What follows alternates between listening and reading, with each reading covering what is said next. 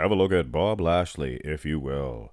He is a former professional wrestler turned MMA fighter, but judging by those delts and that great big man's chest, I would say he was a bodybuilder. In fact, out of the history of MMA fighting, I think Bob Lashley has the most fantastic physique that I have ever seen. But the thing of it is, Bob Lashley, he has never once fought in the UFC. And for this video, we will be looking at the best physiques in UFC history. I had to limit it to UFC, but definitely worth to mention Bob Lashley. He was good enough for the UFC, and this physique may be the best in MMA history, as well as pro wrestling, when he did pro wrestling. But on with the UFC list, most well-built UFC fighters in history. Now, we're not going to do this like we do a lot of videos. For instance, this is a current competitor, Jailton Almeida, and you can see he is ripped to shreds, and I mean peeled. But a lot of the UFC fighters are nowadays. A lot of them have to cut weight to get into a certain division, or in this guy's case, Jailton, he's just peeled because he's a heavyweight. Doesn't necessarily have to cut weight. But a lot of the guys are built like that, and that's not really a bodybuilding type physique, is it? I mean, yes, George St. Pierre, he is peeled. Good set of wheels on him as well. He actually made his UFC debut in 46, UFC 46, by the way. But a bodybuilder type physique? I don't think so. I don't think so. More of a modern day UFC physique. Actually, if you go back to UFC 8, you see Don Fry here. Now, I wouldn't call him like over muscular, like bodybuilding type physique. But later on, actually in Pride fighting, look at how big he got. So he is worth to mention, Don Fry, due to how jacked he got later on in his MMA career. But I think he was actually better when he was leaner. And speaking of leaner, have a look at Chemo. This is Chemo Leopoldo, I believe his last name was. Didn't want to tell people he wanted to be like Cher. And he was, I don't want to call him flabby, but he wasn't as peeled or ripped. Earlier on, he made his debut in UFC 3, but this is him at the Ultimate 1996, and he did get pretty shredded. But as you may be able to tell, we are building up to a crescendo, and ultimately I will show you, in my opinion anyway, the best physique in UFC history. Have a look at the next guy. This is Vitor Belfort, and the picture does this guy, nor really any of these guys, any justice. You really got to watch the video footage, which unfortunately I do not show on my channel. This guy, I mean, you can kind of tell how stacked he is here, but when he starts moving around, you can see those muscles flexing, things of that nature, and man, he knocked a lot of dudes out. One guy in particular was this dude that Vitor actually knocked out. This is Marvin the Beastman Eastman, and I noticed when Vitor knocked him out just how muscular. I mean, Marvin, he had some real muscle issues. This guy was jacked. So go ahead, find some video footage of this guy fighting. He's unbelievable. And so was Phil Baroni, and a lot of these guys, they weren't that ginormous, they weren't that huge, but very ripped, very peeled, and actually a pretty fantastic physique for Phil Baroni.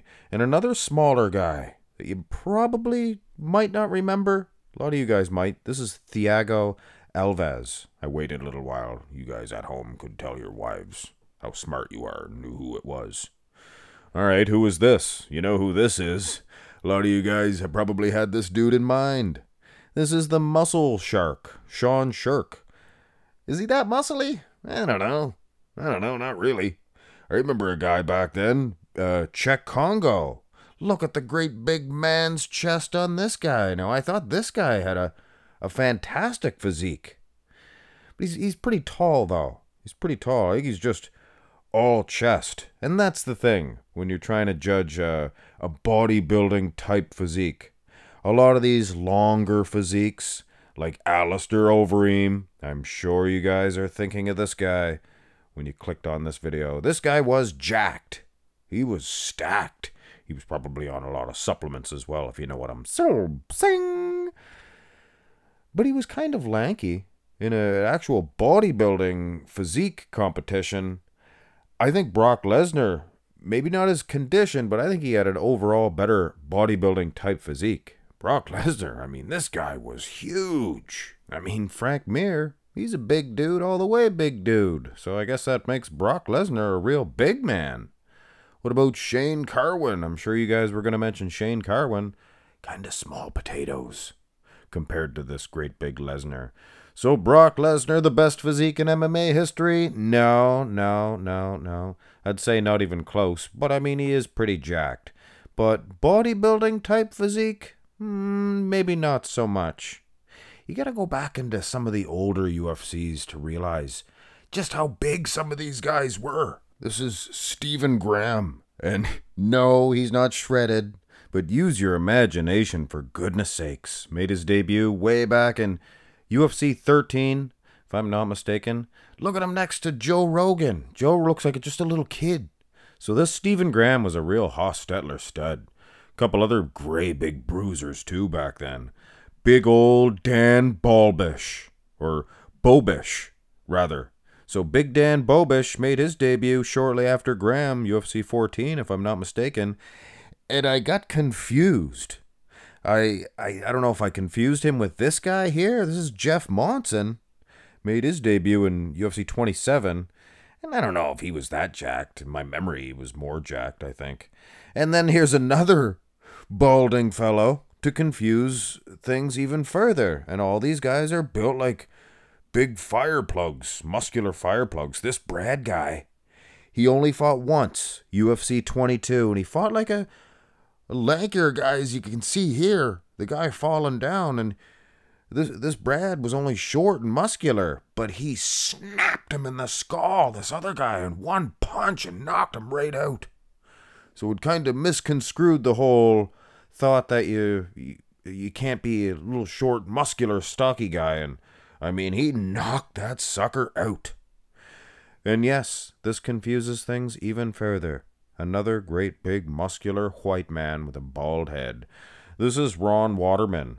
He fought in UFC 20, if I'm not mistaken. I wrote this down. I hope I wrote it down correctly. I think he lost in the UFC, and then he went to some other league, and he actually had a pretty good physique, to be honest with you. So Ron Waterman, worth to mention for sure. And now we get into the last few guys, beginning with Mark the Hammer Coleman. And in all cases, but in particular these last few guys, you really have to watch them during their fights to see those muscles in action. I mean, this guy's delts, things of that nature, very impressive. And I have to say, one of the best physiques in UFC history for sure. You know who had a better physique? In my opinion, that is, in terms of bodybuilding, this guy, Ken Wayne Shamrock. Maybe my favorite UFC fighter in the history of the sport. I mean, this guy was genetically gifted. I mean, you could see later on he went into the WWF. He was pretty huge. Looked like he put on 10, 20 pounds. Looks good here, a nice photo shoot, but man, what a physique. So, whether or not he was the greatest fighter in UFC history, that's a story for another day, but absolutely one of the best physiques. And oh, here's a shot of him actually in the UFC. I believe UFC 6. That was maybe his best physique in the UFC 6. What a physique. So Ken Wayne Shamrock, not the last guy on the video, but you know what? He could be third place on my list, but in some ways, he has the best physique UFC history. And now, in bodybuilding type fashion, this is your top two. In my opinion, these two studs have the best physiques, bodybuilding terms, in UFC history. Mark Kerr and Kevin Randleman. Two studs for sure. I mean, Mark Kerr, have a look, if you will, at Mark Kerr. Made his debut, UFC 10. The guy's neck is thicker than a tree trunk. And then, of course, Kevin Randleman. Maybe not as big on the scale, but sliced and diced. Maybe even more conditioned. I mean, these two guys were incredible. I mean, just standing there. This Mark Kerr, he looks like a friggin' bodybuilder, and he's in a fight, so he's not thinking about flexing and things of that nature. Gosh darn it, I don't know who's better. Kevin Randleman. And I gotta reiterate, you have to watch the video footage. You can hardly see it here, but this guy's wheels. He had legs, so might even end up being an upper body versus lower body matchup. But then the more you look at Kevin Randleman, boys, oh boys, I don't know, man. I don't know. I think we should give the victory to Kevin Randleman. But at the end of the day, this is MMA, so I guess you really don't need to award a bodybuilding winner.